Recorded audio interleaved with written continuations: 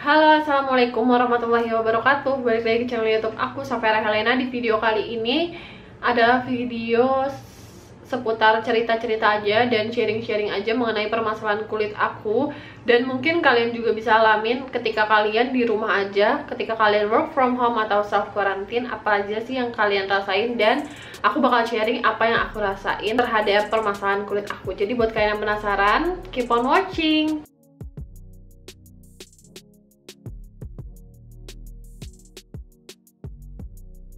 Nah, first thing first, ini muka aku bare skin. Beberapa kali aku dikoreksi karena aku bilang muka aku bare face, sementara ini adalah bare skin. Jadi aku masih pakai alis sama pakai lip tint. Bare skinnya itu bener-bener ya udah polos aja, nggak pakai apa-apa sama sekali, nggak pakai apapun ya nih sama sekali. Udah hampir 2 bulan, OTW 3 bulan work from home. Awalnya aku berpikir itu akan memperbaiki kulit aku, jelas. Mungkin kalian juga ada yang berpikir kayak gitu kan, ada yang kayaknya kulit gue akan lebih bagus kalau di rumah aja karena nggak kena polusi, nggak capek, nggak bangun pagi. Maksudnya jadi kulitnya itu nggak kagetan gitu lah, intinya nggak kena makeup. Oke, 1 bulan di rumah aja masih oke, walaupun muka gue juga nggak ada perubahan yang mencerahkan lah atau muka gue makin bagus tuh nggak ada sama sekali, ya udah biasa aja muka gue. Kayak seminggu sebelum bulan puasa itu gue mulai merasakan kok muka gue mulai agak aneh gitu. Gue berpikir apa gara-gara ini mau mens kali ya, gue berpikirnya kayak gitu nih, ini kayaknya mau mens, tapi ternyata kok enggak. Terus gue juga saat itu lagi nggak ganti skincare, nggak ganti apa-apa, jadi masih fine-fine aja semua kondisinya. Yang pertama yang gue rasain adalah muka gue muncul beruntusan dulu. Pertama-tama tuh beruntusan dulu. Beruntusannya itu nggak di sekitar perimeter luar wajah, maksudnya biasanya tuh di beruntusannya di sini, tapi ini beruntusannya sekitar dalam langsung. Nih, awalnya sih yang di sini ya, di sini beruntusan dulu, terus di sini beruntusan, nggak hilang gitu, nggak, pokoknya nggak hilang lah intinya. Kayak ya udah gue biarin, ternyata muncul lah mulai jerawat nih. Ini adalah jerawat. Ini udah bekasnya sebenarnya udah alhamdulillah udah membaik menurut gue.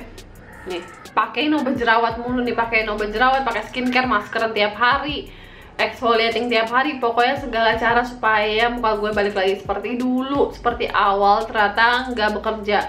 Nanti di video selanjutnya akan gue jelasin gimana caranya gue mengatasi itu semua ya. Mungkin di video ini akan sharing-sharing aja kenapa penyebabnya dulu, baru nanti cara gue ngatasinnya akan di video selanjutnya kayak gitu.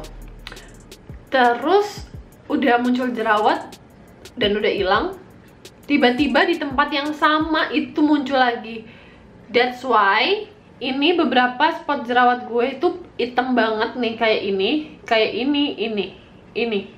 Itu udah hampir 3 kali di tempat yang sama. Gue nggak tahu itu exactly same place atau enggak, tapi bener-bener kok di situ lagi kayak gitu. Akhirnya oke, mulailah ketika gue udah bersihin muka gue pakai skincare terus menerus, terus habis itu maskeran dan lain-lain, kok nggak bekerja. Akhirnya gue searching, kenapa sih ketika kita di rumah aja yang jelas-jelas nggak kena debu, yang jelas-jelas skincareannya rajin dan nggak pakai makeup, kita malah jerawatan. Satu yang gue baca dari beberapa artikel adalah stres.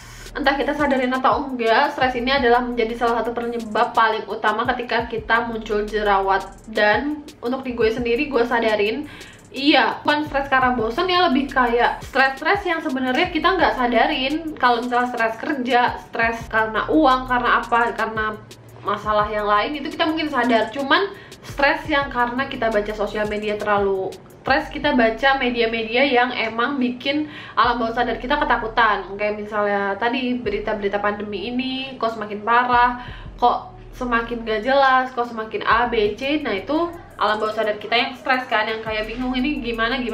Dan dari situ gue baru sadar kalau misalnya iya, stres adalah pemicu utama jerawat kita. Kedua yang menurut gue relate banget sama gue, kenapa gue jerawatan, adalah terlalu banyak mengkonsumsi gula. Lo pada sadarin gak sih ketika di rumah aja tuh lebih sering jajan? Gue sih awal-awal kayak gitu, yang kayak jajan entah alibi kita biar naikin mood, entah alibi kita sekali-sekali jajan, pokoknya intinya garis bawahin adalah jajan terus menerus. Dan itu rata-rata kayak misalnya boba atau kopi sekalipun atau Thai tea atau makanan-makanan itu mengandung gula, dan menurut gue gula yang kita konsumsi ketika di rumah aja akan lebih banyak dibanding gula yang kita konsumsi ketika kita di kantor. Kenapa kayak gitu? Misalnya kita di kantor, kita cuman konsumsi jajanan ya, jajanan itu sekitar ketika udah mulai habis lunch, kayak jam 3-an sampai mau pulang itu baru kita jajan, dan itu sekali doang. Iya nggak sih? Yang kayak cuman ya udah jajan sekali doang, misalnya milk tea atau boba sekali doang. Dan itu mungkin gak setiap hari kayak selang-seling kalau di kantor kan, tapi ketika di rumah gue ngerasa intensitas makan atau minum gula bagi tubuh gue itu lebih banyak. Apalagi kalau misalnya lagi nonton di malam-malam nih ya, malam-malam banget gitu kita nonton apalah itu, mungkin nggak enak kalau nggak ada cemilan. Nah itu dia, cemilan itu yang tiba-tiba membengkak dan kayak gula. Sejak gue baca artikel itu gue udah mulai mengurangi gula, mengurangi jajan pertama, makan tengah malam kayak gitu-gitu gue udah mengurangi. Poin ketiga yang menurut gue sangat amat relate di gue adalah pola tidur. Please, siapa banget yang work from home pola tidur kalian malah ngaco abis? Ketika kita kerja atau beraktivitas seperti biasa, itu kita pulang ke rumah karena macet dan lain-lain halnya, kita capek dan tidur kita jadi lebih teratur menurut gue. Tapi ini coy, ketika kita di rumah aja, kita itu semena-mena banget nih. Kayak misalnya tidur bisa di atas jam 12 dan bangun lagi ketika jam kerja. Kalau di rumah aja ya udah bangun-bangun kita kerja, kita tetap kerja dan kita on time, tapi kita kan nggak ngapa-ngapain, jadi bangun langsung kerja. Walaupun kalau emang secara logika kita hitung-hitung ya cuman waktunya doang ya, misal kayak gue tidur tetap 7 jam kok, gue tidur tetap sekian jam kok, yang menurut penelitian itu adalah tidur yang baik. Tapi kan jam tidurnya bukan jam tidur kita seharusnya gitu loh. Kan organ-organ di tubuh kita juga punya mekanisme jamnya masing-masing. Menurut gue ketika jam tidur kalian walaupun kuantitasnya itu sama, misalnya sama-sama 7 jam atau sama-sama 6 jam, tapi polanya itu yang ngaco, itu juga bisa berdampak banget sama metabolisme di tubuh kita, termasuk juga di kulit. Selanjutnya adalah males mencuci muka atau terlalu sering mencuci muka. Ada yang seperti itu, ada yang kayak cuci mukanya jarang, kayak mikirnya kulit gue nggak kena debu, kulit gue nggak kena polusi, nggak kena apa, ya udah malah cuci mukanya pakai air aja. Bahkan kayak ya udah bawa tidur lagi, putar-putar lagi, maksudnya siklus lagi, padahal lo belum cuci muka kayak gitu.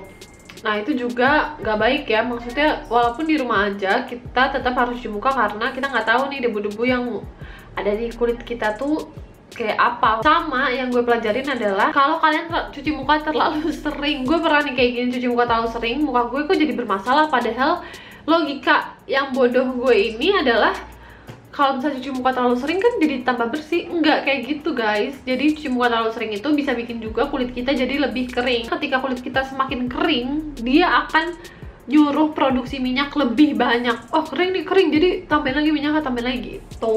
Jadi jangan kalian gak cuci muka atau cuci muka terlalu sering. Yang selanjutnya adalah dehidrasi. Ini gue baca di beberapa artikel, emang ada yang mencantumkan dehidrasi bisa bikin kulit kita bermasalah, apalagi berjerawat gitu ya. Kenapa dehidrasi? Karena di sini menurut gue ketika kita di rumah aja, kadang kita melakukan semua aktivitasnya di kasur aja atau di kamar aja, jadi itu kita males jalan, bahkan ngambil air putih itu males. Sementara kita di bawah AC mulu, jadi kita bikin kulit kita, nggak cuma kulit muka, kering gitu. Jadi dehidrasi kan kulit kita gara-gara kita kurang cairan. Jadi ingat, mau di manapun, di kantor, di rumah, kalian harus tetap minum air putih yang cukup. Nah ini terakhir, ini adalah poin yang menurut gue kalian sering sepelekan atau anggap remeh, tapi sebenarnya ini penting, adalah jangan-jangan ketika kalian di rumah aja spray atau sarung bantal kalian tuh nggak pernah dicuci. Itu kali ya, jadi bisa bikin kan tidur di situ lagi, habis itu kita melakukan aktivitas di situ, bahkan kadang-kadang kalau misalnya lagi nonton di kasur itu suka nyemil di situ. Jadi kan kita tidur di situ aja, ya udah jadi jerawatan. Jadi sesimpel spray kalian atau sarung bantal kalian tuh belum dicuci, intinya itu. Jadi mungkin lebih diseringin lagi. Kalau aku karena aku punya alergi debu, jadi aku sering banget ganti spray dan sarung bantal itu kayak 2 minggu sekali, mungkin ada yang seminggu sekali bahkan, tapi ada yang mungkin jarang diganti. Ya mungkin kalian harus lebih memperhatikan ke arah situ. Sebenarnya banyak banget artikel atau sumber yang membahas tentang ini, kalian bisa baca sendiri, dan yang gue sampaikan ini juga ada di beberapa artikel, nanti gue cantumin di description box juga untuk linknya. Siapa tahu kalian mau baca lebih lanjut, takutnya menyangka gue hoax atau ini hanya menurut gue aja. Enggak, ini gue menyampaikan apa yang gue baca aja kayak gitu. So menurut gue itulah beberapa faktor yang bikin kenapa kita semenjak WFH, semenjak self quarantine, semenjak di rumah aja kita bisa jerawatan atau punya masalah kulit yang lain. So terima kasih banyak buat kalian yang udah menonton. Buat kalian yang punya permasalahan kulit selama di rumah aja, semoga permasalahan kulit dan permasalahan hidup yang lain bisa terselesaikan dengan sesegera mungkin, amin. Jangan lupa kalian like kalau kalian suka sama video ini, terus juga subscribe ke channel aku, dan follow juga Instagram aku di @saferahelena. I'll see you in my next video, bye.